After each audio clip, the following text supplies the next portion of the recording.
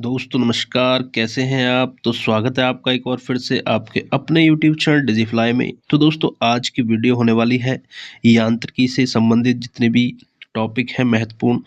और दोस्तों आज की इस वीडियो में हम समझेंगे कि किस तरीके के प्रश्न इस टॉपिक से बनते हैं, कैसे प्रश्न एग्जाम में पूछे जाते हैं और क्यों ये टॉपिक महत्वपूर्ण है एग्जाम के लिए।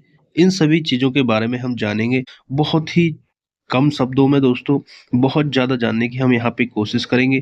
तो चलिए दोस्तों बिना वक्त गवाए वीडियो को शुरू करते हैं और बढ़ते हैं। पहला जो टॉपिक है आपका गति, जिसको इंग्लिश में मोशन कहते हैं। क्या होता है इसको समझते हैं। यदि किसी वस्तु की स्थिति किसी स्थिर वस्तु के सापेक्ष एक समान रूप से बदल रही हो तो वह वस्तु गति कहलाती है, वस्तु की गति कहलाती है। मतलब कोई वस्तु है, किसी वस्तु की स्थिति जो है किसी स्थिर वस्तु मतलब कोई स्थिर है वस्तु के सापेक्ष एक समान रूप से बदल रही हो तो वह वस्तु की गति कहलाती है। ठीक है, मोशन कहलाती है। अब बात करें यहाँ पे दूरी, डिस्टेंस क्या होता है? वस्तु द्वारा किसी समय अंतराल में तय किए गए मार्ग की संपूर्ण लंबाई दूरी कहलाती है। क्या?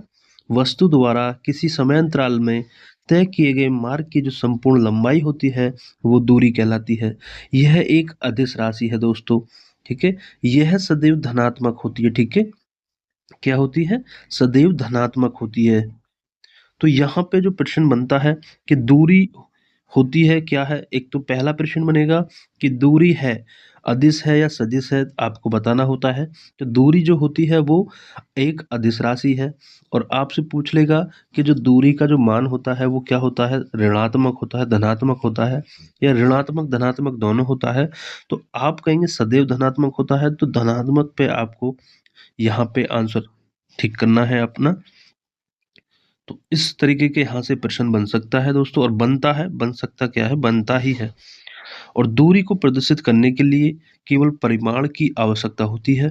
तो तीन यहाँ से प्रश्न बनते हैं, इसको आप देखेंगे। चलिए आगे बढ़ते हैं। ठीक है, एक हो गया आपका परिमाण, केवल परिमाण की आवश्यकता होती है दूरी को प्रदर्शित करने के लिए। दूरी एक अदिश राशि है। ठीक है, दूरी क्या है, एक अदिश राशि है। अब देखते हैं दोस्तों विस्थापन, डिस्प्लेसमेंट। वस्तु की अंतिम तथा प्रारंभिक स्थिति के बीच की न्यूनतम दूरी को विस्थापन कहते हैं। मतलब वस्तु की अंतिम और प्रारंभिक स्थिति के जो बीच की दूरी है इसको क्या कहते हैं, न्यूनतम दूरी को विस्थापन कहते हैं। यह एक दोस्तों सदिश राशि है। ठीक है, दूरी और विस्थापन में आपका अंतर पूछ लिया जाता है तो आप बताएंगे दूरी अदिश राशि है और विस्थापन आपकी सदिश राशि है दोस्तों, क्योंकि इसमें परिमाण के साथ साथ दिशा भी होती है विस्थापन में। ठीक है, और इसका मान धनात्मक, ऋणात्मक या शून्य कुछ भी हो सकता है। ठीक है, क्या? जो विस्थापन होता है उसका मान आपका धनात्मक भी हो सकता है, ऋणात्मक भी हो सकता है या शून्य भी हो सकता है। इसकी परिणाम, परिमाण व दिशा दोनों होती हैं, दोनों की आवश्यकता होती है इसको। ठीक है, ये मैंने आपको बता दिया। तो यहाँ पे दूरी और विस्थापन में बहुत डिफरेंस है। चलिए अब दोस्तों आगे बढ़ते हैं, बात करते हैं दोस्तों चाल क्या होती है, स्पीड क्या होती है। तो यहाँ पे कोई वस्तु एकांक समय में जितनी दूरी तय करती है उसे उसकी चाल कहते हैं। यह एक अदिश राशि है, इसका मात्रक मीटर पर सेकंड होता है, मीटर पर सेकंड होता है। बात करें चाल बराबर दूरी बटे समय अंतराल, चाल बराबर दूरी बटे समय होता है दोस्तों। तो दोस्तों वीडियो यदि पसंद आ रही हो तो वीडियो को लाइक शेयर जरूर करें दोस्तों, क्योंकि हम आपके लिए इतनी मेहनत करते हैं और एक एक चीज़ आपको दोस्तों बहुत कम टाइम में प्रोवाइड करने की कोशिश करते हैं। और शॉर्ट नोट्स के माध्यम से आपको कंप्लीट फिजिक्स पूरी कराने का, सामान्य विज्ञान कराने का हमारा दोस्तों वादा है। चैनल पर नए हैं तो प्लीज़ चैनल को सब्सक्राइब जरूर कर लें और हमारे साथ जुड़ जाएं दोस्तों, और हमें सपोर्ट करें। इसी तरह हम आपके लिए नई नई वीडियोस लाते रहेंगे दोस्तों। चलिए अब बात करते हैं औसत चाल, एवरेज स्पीड की। तो क्या होती है औसत चाल, इसको समझते हैं। किसी वस्तु द्वारा किसी समय अंतराल में तय की गई दूरी और उस समय अंतराल के अनुपात को उस वस्तु की औसत चाल कहते हैं। मतलब कहने का ये है, जो चाल होती है आपकी, जो तय की गई कुल दूरी होती है। ठीक है, औसत चाल में क्या होगा, जो तय की गई कुल दूरी और दूरी तय करने में लगा समय, इसको ही औसत चाल बोल देते हैं। ठीक है, चलिए आगे बढ़ते हैं। अब बढ़ते हैं यहाँ पे वेग क्या होता है, वेलोसिटी क्या होती है। इसमें परिमाण और दिशा दोनों होती हैं। कोई वस्तु एकांक समय में जितनी विस्थापित होती है उसे वस्तु का वेग कहते हैं, ठीक है। कोई वस्तु एकांक समय में जितनी विस्थापित होती है उसे वस्तु का वेग कहते हैं। यह एक सदिश राशि है, ठीक है, विस्थापन की तरह यह भी एक सदिश राशि है और इसमें परिमाण दिशा दोनों होती हैं। इसका मात्रक मीटर पर सेकंड होता है। वेग की बात करें तो v से प्रदर्शित इसको करते हैं, ठीक है, वेलोसिटी। वेग बराबर जो होता है विस्थापन बटे समय अंतराल होता है, ठीक है। अब आगे बढ़ते हैं और देखते हैं सापेक्ष वेग, रिलेटिव वेलोसिटी क्या होता है, इसको देख लेते हैं। किसी वस्तु का सापेक्ष वेग दूसरे वेग के सापेक्ष विस्थापन में परिवर्तन की दर होती है। क्या होता है? किसी वस्तु का जो सापेक्ष वेग होता है वो दूसरे वेग के सापेक्ष विस्थापन में परिवर्तन की दर होती है। विस्थापन में परिवर्तन, ठीक है। उदाहरण की तरह यदि हम देखें इसको, किसी वस्तु ए का वस्तु बी के सापेक्ष वेग, यह वह वेग है जिस वेग से वस्तु बी से देखने पर वस्तु ए चलती हुई प्रतीत होती है। ये होता है दोस्तों सापेक्ष वेग। किसी वस्तु के सापेक्ष वेग दूसरे वेग के सापेक्ष विस्थापन में जो परिवर्तन होता है उसको ही सापेक्ष वेग बोलते हैं। अब यहाँ पे बात करें त्वरण क्या होता है, एक्सीलरेशन क्या होता है दोस्तों, इंपोर्टेंट है यहाँ से दोस्तों। ज़्यादातर इसका मात्रक पूछा जाता है एक्सीलरेशन का, और विमा भी पूछी जाती है। तो समझते हैं क्या होता है।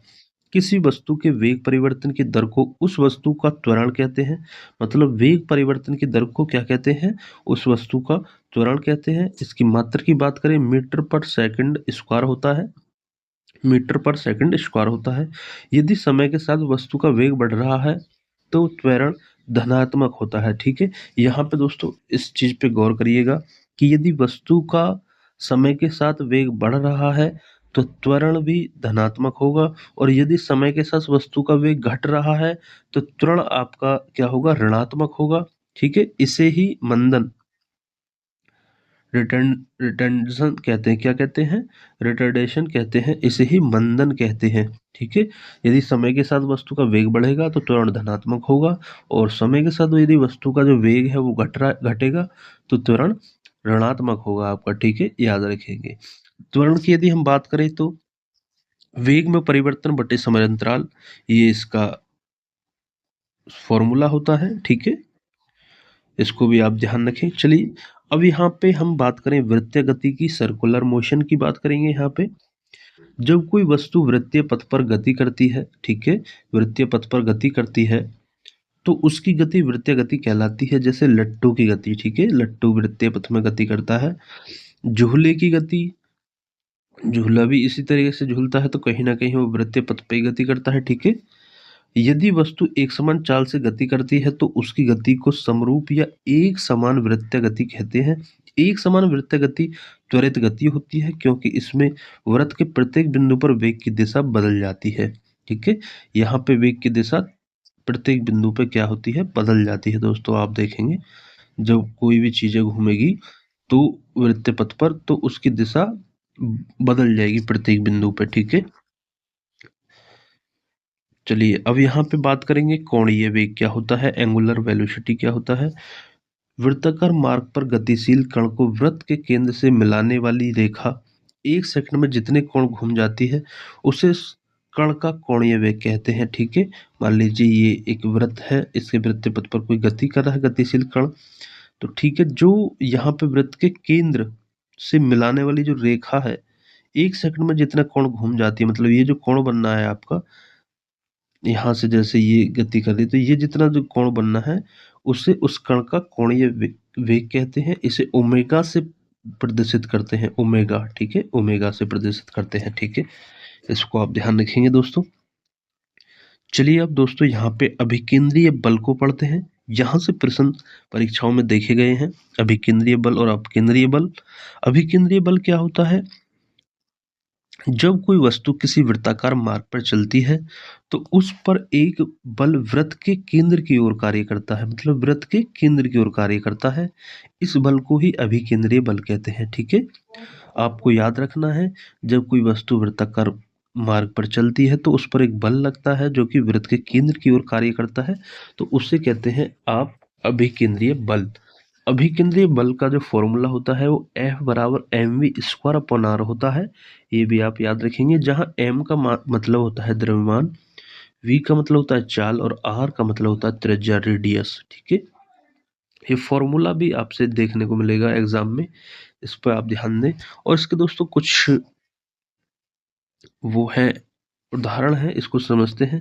आपसे जो प्रश्न पूछेगा कि साइकिल साइकिल सवार का मोड़ पर अंदर की ओर झुकना, तो ये क्यों झुकता है? तो ये अभिकेंद्रीय बल प्राप्त करने के लिए झुकता है। ठीक है, मतलब केंद्र की ओर जो बल लगेगा वो कौन सा लगेगा?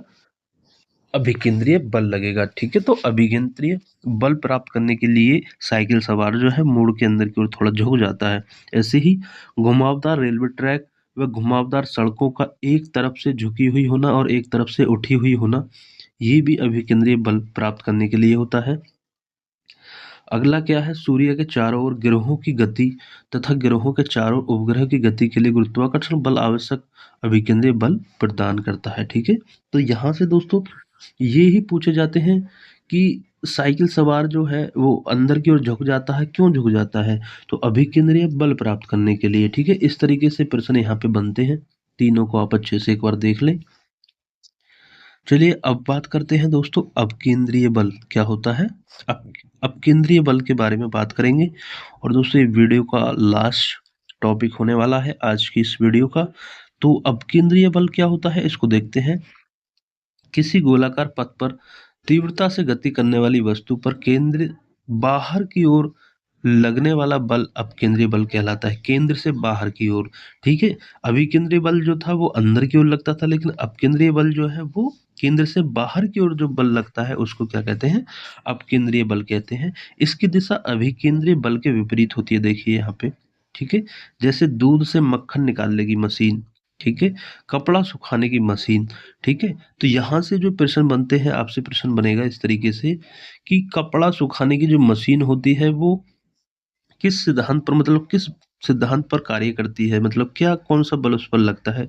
तो उस ऑप्शन में होगा अपकेंद्रीय बल। ठीक है, अपकेंद्रीय बल, उस पर आप निशान लगा देंगे। इसी तरह से दूध से मक्खन निकालने की मशीन जो है किस उस पर कार्य करती है? तो अपकेंद्रीय बल पर कार्य करती है। दोस्तों ये थे दोस्तों आज की महत्वपूर्ण टॉपिक जो यांत्रिकी से संबंधित है, जहां से प्रश्न जैसे बन सकते थे उनके बारे में हमने बात की। दोस्तों वीडियो पसंद आई होगी तो वीडियो को लाइक शेयर जरूर करें दोस्तों। इसी तरह दोस्तों हमें सपोर्ट करते रहें, क्योंकि हम आपके लिए इतनी मेहनत से वीडियो बना रहे हैं। दोस्तों प्लीज़ सपोर्ट जरूर करें। और दोस्तों सामान्य विज्ञान को कंप्लीट हम इसी तरीके से हैंड रिटन नोट्स के माध्यम से आपको कराने वाले हैं, और बहुत ही कम समय में दोस्तों आपको बेहतर से बेहतर कंटेंट देने का कोशिश पूरी करेंगे। दोस्तों कंटेंट में दोस्तों कमी नहीं होगी। कोई भी एग्ज़ाम हो आपका, कोई भी गवर्नमेंट एग्ज़ाम, उन सभी के लिए ये वीडियो बहुत ही महत्वपूर्ण होने वाली है दोस्तों। तो चैनल पर नए हैं प्लीज़ चैनल के साथ जुड़ जाएं, सब्सक्राइब कर लें। वीडियो पसंद आए तो वीडियो को लाइक शेयर जरूर करें। मिलते हैं अगली वीडियो में इसी तरीके से, तब तक के लिए जय हिंद जय भारत।